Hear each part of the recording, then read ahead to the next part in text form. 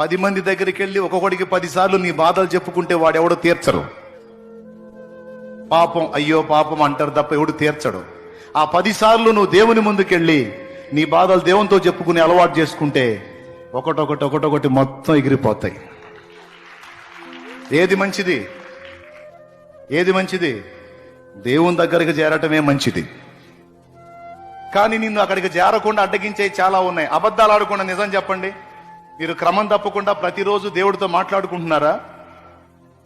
ప్రతిరోజు దైవస్వరం వినే అలవాటు మీలో ఎంతమందికి ఉంది? అన్నా లేదన్నా కొంచెం నన్ను అడ్డగిస్తున్నారు, కొన్ని అడ్డగిస్తున్నాయి అన్నా, ఇది నిజమే నువ్వు చెప్పేదన్న వాళ్ళు చేతులు ఎత్తండి. Thank you. ఏది నిన్ను అడ్డగిస్తుందో దాన్ని బలవంతంగా వదిలించుకోవాలి.